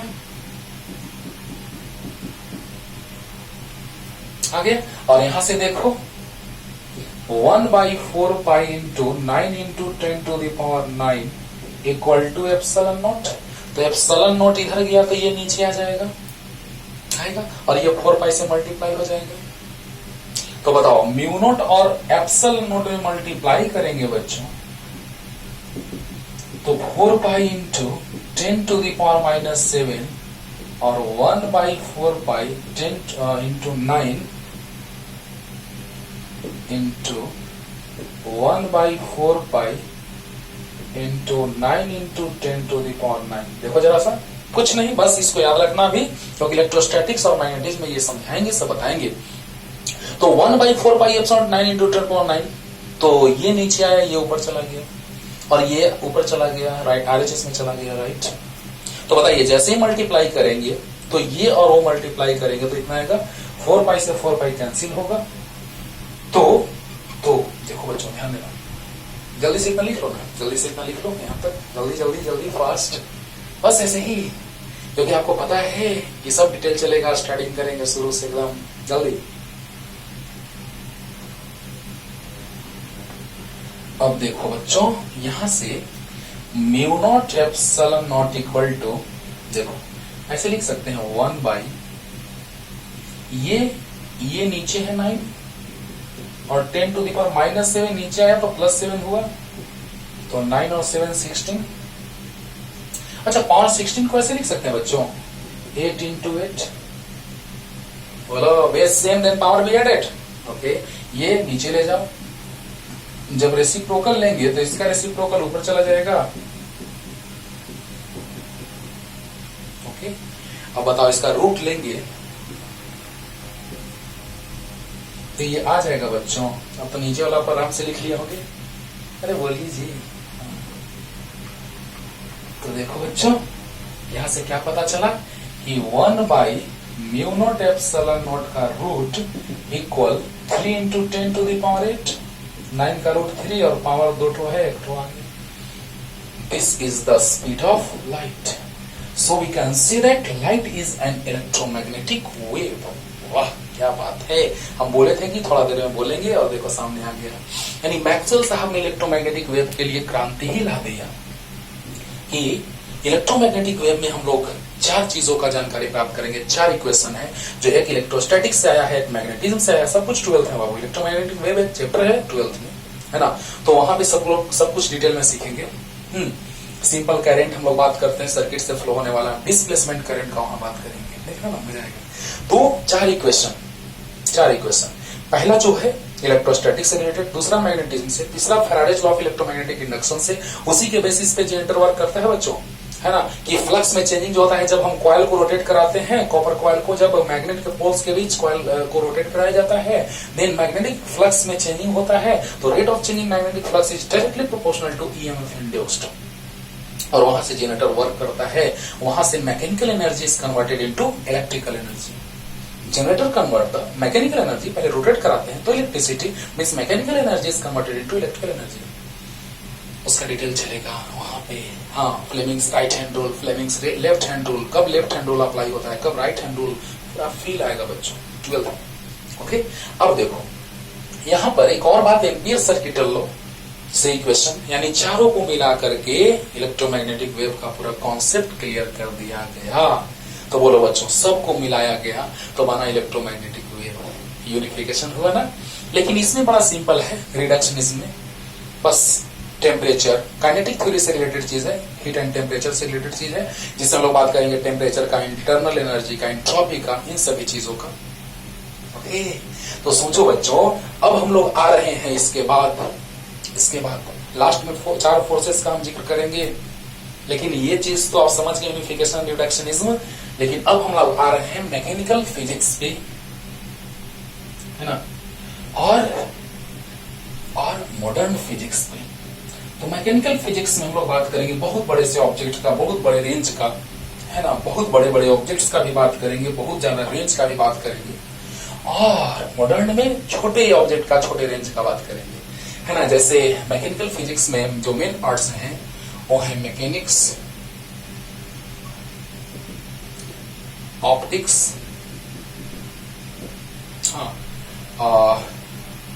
इलेक्ट्रोडायनेमिक्स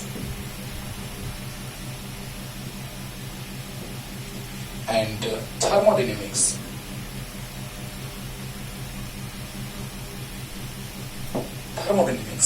और यहां हम लोग बात करेंगे एटम का, मॉलिक्यूल का, न्यूक्लियस का,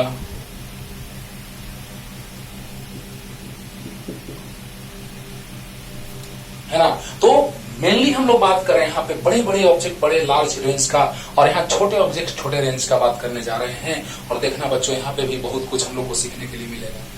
मैकेनिक्स का बात तो हम बता दिए, मेनली फोर्सेस पे बेस्ड है ना।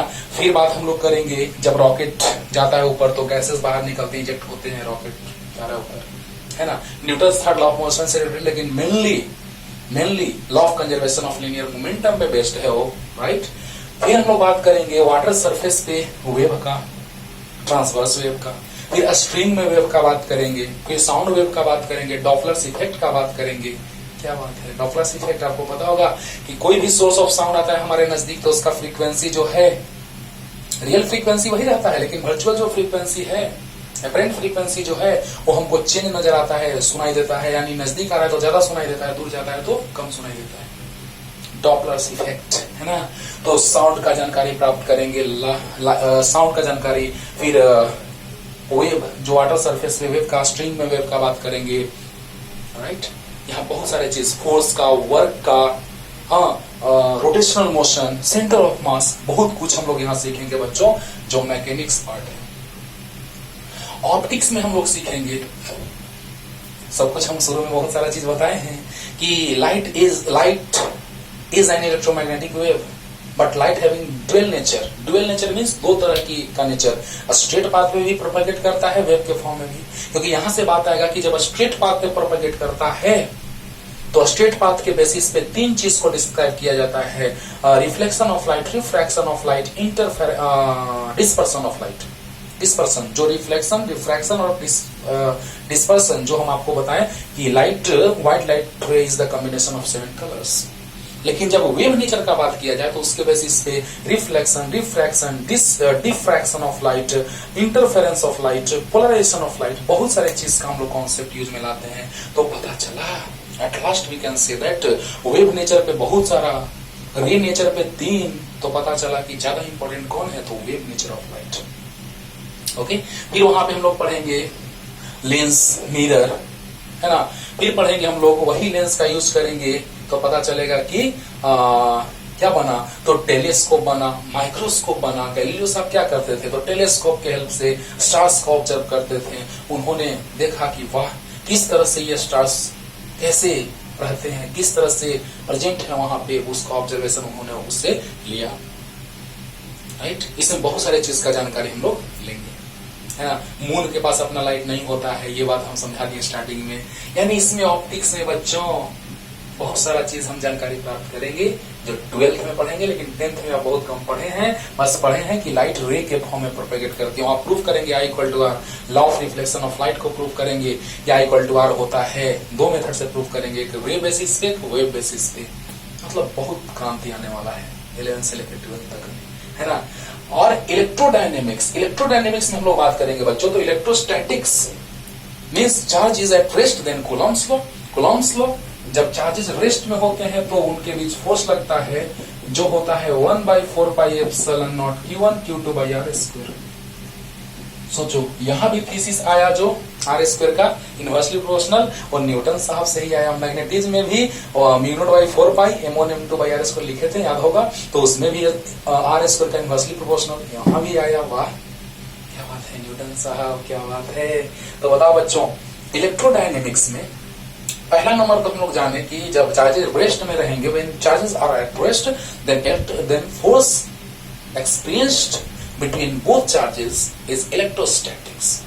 Okay, electrostatic force, charges at rest.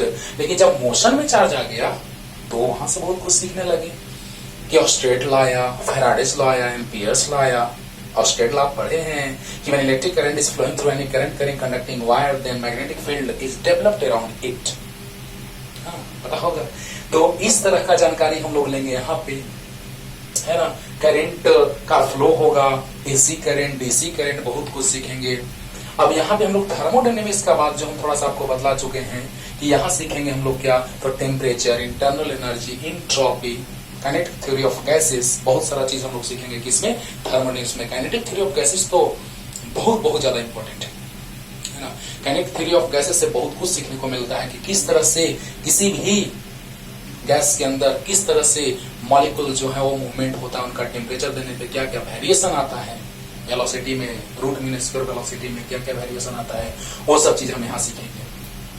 Right, लेकिन जब हम लोग मॉडर्न फिजिक्स में एंट्री मारेंगे तो एटम, न्यूक्लियस, मॉलिक्यूल्स के बारे में पढ़ेंगे, है ना। जॉन डाल्टन साहब ने कहा था कि सबसे स्मॉलेस्ट पार्ट जो है वो एटम है, इसको डिवाइड नहीं किया जा सकता है। लेकिन रदरफोर्ड साहब ने क्या किया, तो पोलोनियम रेडियो एक्टिव सब्सटेंस से अल्फा पार्टिकल जनरेट हुआ और गोल्ड फॉइल लिए वो, और इसका प्रैक्टिकल ऐसे हम लोग देखते हैं तो ज्यादा अच्छा लगता है समझने में।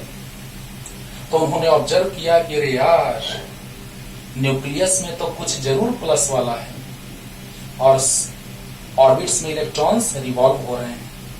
लेकिन उन्होंने ये नहीं बोला, रदरफोर्ड ने बोला कि रिवॉल्व होते होते न्यूक्लियस में आके गिर जाएगा, अनस्टेबल हो जाएगा। लेकिन उसके स्टेबिलिटी का क्लियर कॉन्सेप्ट दिया कि उन्होंने नील्स बोर साइंटिस्ट ने, जिन्होंने हाइड्रोजन एटम लेकर के पूरा डिस्क्राइब किया कॉन्सेप्ट को। ओके, तो अल्फा पार्टिकल से अटैक कराया जाता है तो लगभग अप्रॉक्स 8000 में 1 अल्फा पार्टिकल जो होता है वो डायरेक्ट 180 पे रोटेट कर जाता है, 180 पे रिटर्न हो जाता है।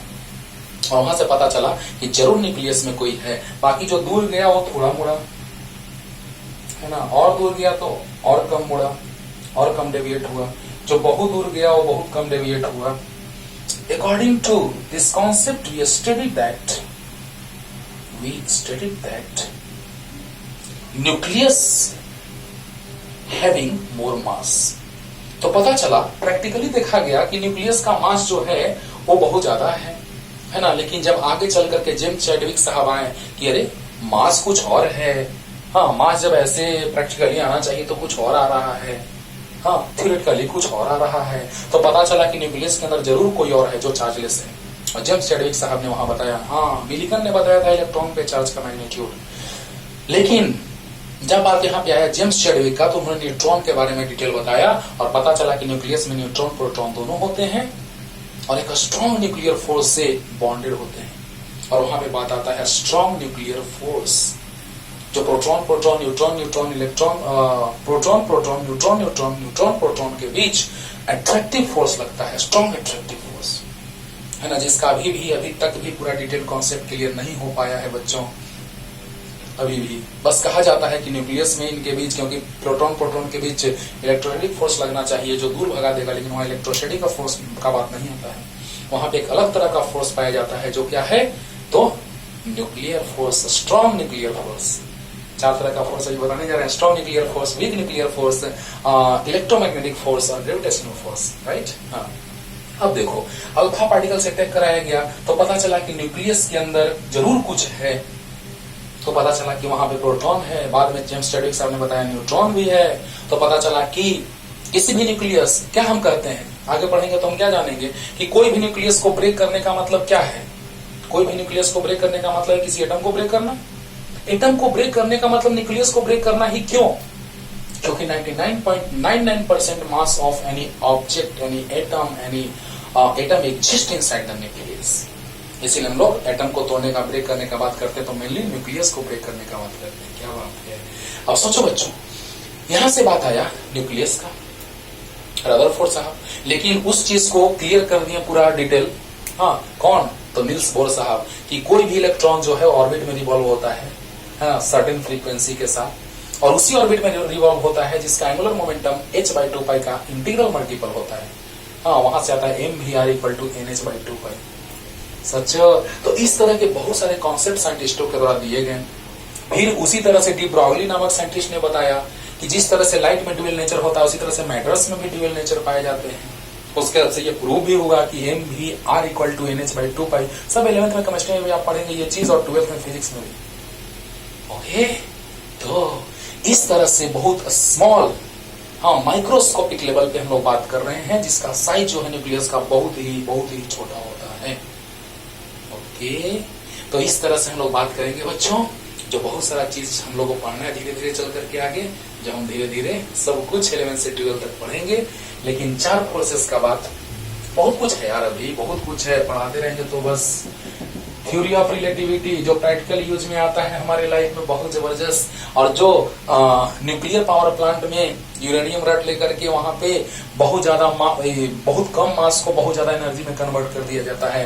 ये स्पीड ऑफ लाइट है, ये मास है, ये एनर्जी है। Means mass is converted into energy and energy is converted into mass energy equivalence. Theory of relativity से आया हुआ है। तो बहुत कुछ सीखना है बच्चों हम लोगों को। प्लैंक साहब के थीसिस का यूज करके आइंस्टीन साहब ने अपना एक थीसिस दे दिया, वहां से क्वेश्चन लाया, बहुत अच्छे से डिटेल में डिराइव कर दिया। हाँ, तो कहने का मतलब बच्चों कि जब धीरे धीरे हम लोग पढ़ते जाएंगे तो बहुत कुछ सीखेंगे और पता चलेगा कि कितना डिटेल में सीखे हैं। तुम देखना, बस इस चैनल से जुड़े रहो, देखते रहो कितना कुछ सीख रहे हैं हम लोग। बहुत बहुत डिटेल में पढ़ाने जा रहे हैं बच्चों, और 12th को पढ़ा रहे हैं, आप जाके देखिए। उसमें आपको इंट्रोडक्शन बेसिक मैथमेटिकल कॉन्सेप्ट पढ़ाए हैं, आप देखिए जाके। ओके, 4 फोर्सेस का जानकारी देने जा रहे हैं जल्दी। 4 फोर्सेस हैं बाबू, जिसमें सबसे स्ट्रॉन्ग, मेनली 4 फोर्सेस का हम लोग बात करते हैं। स्ट्रॉन्ग न्यूक्लियर फोर्स, हाँ इलेक्ट्रोमैग्नेटिक। इलेक्ट्रोमैग्नेटिक मीन्स क्या, जब चार्जेस के बीच का बात करेंगे तो चार्जेस के बीच रेस्ट में रहेंगे चार्जेस तो कूलॉम्स लॉ, और जब मैग्नेटिक फील्ड में चार्ज अगर मूव करेगा तो मैग्नेटिक फोर्स का बात करेंगे। तो यहाँ पे 4 फोर्सेस हैं, वैसे ही सीरियल वे में लिख रहे हैं। Strong nuclear force, number 2 electromagnetic force, number 3 weak nuclear force, number 4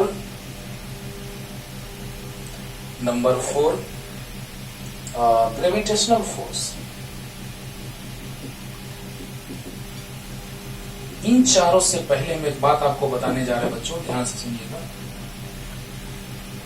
कि साइंस और टेक्नोलॉजी है ना, साइंस आया तो टेक्नोलॉजी डेवलप हुआ, टेक्नोलॉजी से साइंस का आइडिया मिला, मीन्स दोनों एक दूसरे के हेल्प करने वाले हैं। क्या बात है, कैसे, ये सोचो।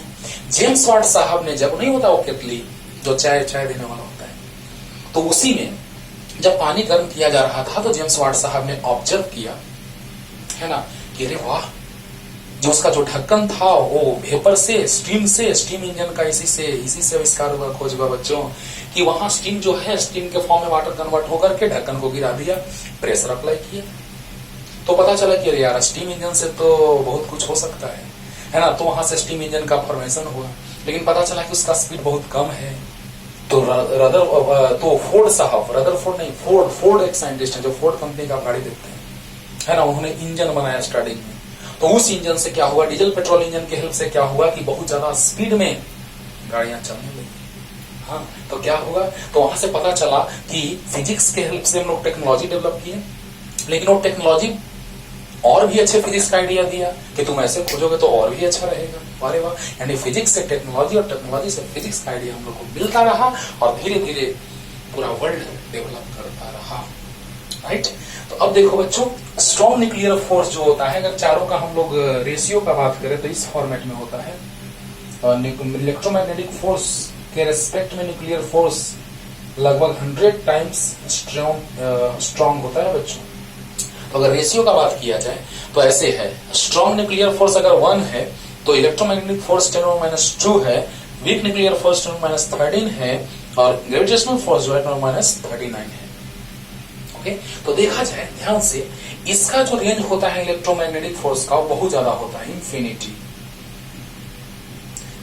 ग्रेविटेशनल का भी होता है इंफिनिटी रेंज, लेकिन इसका रेंज होता है अप्रॉक्स, न्यूक्लियस का बात हो रहा है, अप्रॉक्स 10⁻16 मीटर।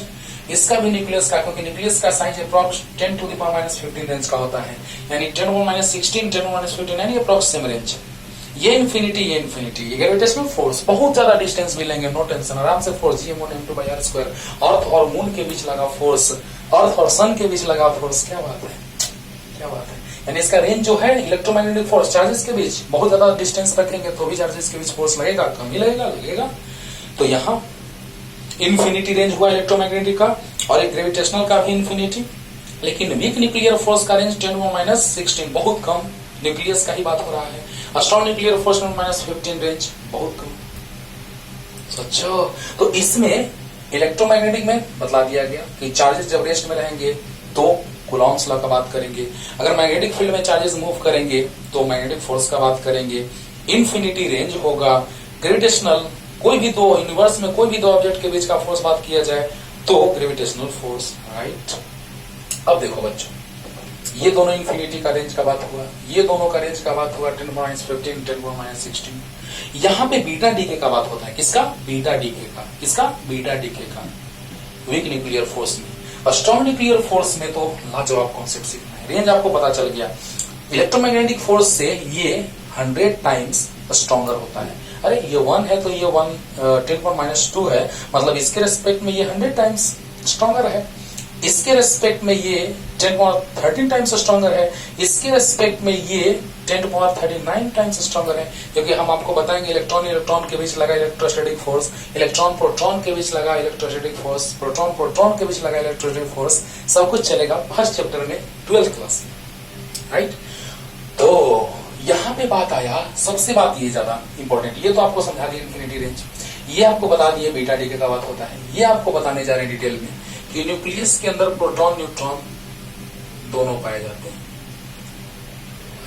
सोचो बच्चों, प्रोटॉन प्रोटॉन के बीच लग रहा होगा कि सर इलेक्ट्रोस्टैटिक फोर्स लगेगा रिपल्सन, लेकिन नहीं बच्चों, वहां एक अलग ढंग का फोर्स है, नहीं तो न्यूक्लियस ब्रेक हो जाता, टूट जाता अपने आप। लेकिन पता चला कि नहीं, इसके अंदर जो है वो एक अलग ढंग का फोर्स लगता है, प्रोटॉन प्रोटॉन के बीच, प्रोटॉन न्यूट्रॉन के बीच, न्यूट्रॉन न्यूट्रॉन के बीच, तीनों के बीच सेम मैग्नीट्यूड का अट्रैक्टिव फोर्स लगता है, और ये इतना ज्यादा स्ट्रॉन्ग होता है, इतना ज्यादा कि न्यूक्लियस ब्रेक नहीं हो पाता है, और अट्रैक्ट करके न्यूक्लियस को ही, वहां बताएंगे जब मॉडर्न फिजिक्स आपको पढ़ाएंगे तो कि न्यूक्लियस का साइज कितना छोटा होता है, ऐसे ही तो पता चल रहा है आपको कि फर्मी मीटर के रेंज में है, 10⁻15 मीटर, बहुत बहुत कम होता है बच्चों। तो इस रेंज का इसका न्यूक्लियस होता है, सोचो। तो इस तरह से हमको पता चला कि इसका साइज बहुत कम होता है, डेंसिटी बहुत ज्यादा होता है, और इस तरह से पता चला कि proton proton proton neutron neutron neutron के बीच अट्रैक्टिव फोर्स लगता है सेम मैग्नीट्यूड का, और पता चला कि न्यूक्लियस को ही बॉन्डेड रखता है, टूटने नहीं देता है, और न्यूक्लियस स्टेबल इस तरह से होता है, जब तक उस पर अटैक नहीं किया जाएगा तब तक अटैक नहीं होगा। अच्छे से पढ़िए, और अगले लेक्चर में लेकर के आते हैं। ऐसे तो लेक्चर देते रहेंगे तो पता चलेगा कि 3-4 घंटा ऐसे ही बस बोल रहे हैं, लेकिन अभी भी फिजिक्स समाप्त नहीं हुआ, क्योंकि हर एक चीज को पूरा पूरा एकदम ब्रेक करके रख देंगे बच्चों। लाइट, रिफ्लेक्शन ऑफ लाइट में लाइट रे सबसे पहले नॉर्मल ड्रॉ किया जाता है, इधर क्यों नहीं मुड़ा, इधर ही क्यों मुड़ा, थोड़ा सा बस आइडिया दे रहे हैं बच्चों। क्योंकि जब इस मिरर के, स्फेरिकल मिरर है, उसके सेंटर से जब नॉर्मल ड्रॉ किया जाएगा तो ये नॉर्मल और इंसिडेंट रे के बीच के एंगल को एंगल ऑफ इंसिडेंस बोलते हैं, और नॉर्मल और रिफ्लेक्टेड रे के बीच एंगल को एंगल ऑफ रिफ्लेक्शन बोलते हैं। तो अगर ये एंगल ऑफ रिफ्लेक्शन हो जाए, सोचो सोचो, अगर हम ऊपर रिफ्लेक्ट कराते, सोचो लॉ ऑफ रिफ्लेक्शन क्या कहता है, incident ray, reflected ray and normal drawn at point of incidence all are in same plane. चलो सेम प्लेन में है, इसी प्लेन में है, लेकिन angle of incidence equal to angle of reflection. थोड़ा सा नमूना पेश कर रहे हैं, बस आप रट जाते थे कि नहीं सर नीचे ही मुड़ेगा, फोकस से ही पास करेगा। अरे क्यों, why this type of phenomenon occurs, क्यों? तो यहां सामने देखो कि इंसिडेंट रे और नॉर्मल के बीच, क्योंकि सेंटर से जाएगा, सेंटर ऑफ कर्वेचर से नॉर्मल पास करेगा, क्योंकि सेंटर से नॉर्मल ज्यादा है। आपको पता है कि किसी भी स्फेरिकल सरफेस पे सेंटर से नॉर्मल ड्रॉ किया जाता है। तो जैसे ही नॉर्मल होगा तो इंसिडेंट रे नॉर्मल के बीच का एंगल एंगल ऑफ इंसिडेंस, और नॉर्मल रिफ्लेक्टेड रे के बीच का एंगल, तो एंगल ऑफ रिफ्लेक्शन क्या आर ग्रेटर है आई से, क्या इक्वल है? नहीं। तो लॉ ऑफ रिफ्लेक्शन वैलिड नहीं होगा, क्योंकि reflection, law of reflection, reflection करवा रहे हैं और लॉ ऑफ रिफ्लेक्शन वैलिड ही नहीं है, क्या फायदा हुआ? जिस काम को कर रहे हैं वही लॉ वैलिड नहीं है। तो पता चला कि चलो तुम नीचे मोड़ के देखो, तो पता चला कि एकदम सही। हाँ, जब आई और आर अब लग रहा है कि इक्वल होगा, और जैसे ही आई आर इक्वल होता है बच्चों, वैसे ही फोकस से पास करती है लाइट, और वहां से बात आता है कि angle of incident ray, reflected ray and normal drawn at point of incidence all are in same plane and angle of incidence equal to angle of reflection. तो बहुत सारे चीज हम डीप में पढ़ाने वाले हैं, पढ़ते रहिए अच्छे से, है ना। और अगले लेक्चर में लेकर के आते हैं unit and dimension. Unit and measurement भी बहुत सारे एनसीईआरटी में यूनिट एंड मेजरमेंट लिखा जाता है, लेकिन यूनिट और डायमेंशन से रिलेटेड हमको कॉन्सेप्ट पढ़ना है। तो अगले लेक्चर में लेके आते हैं, अच्छे से पढ़ते रहिए। Tata bye bye.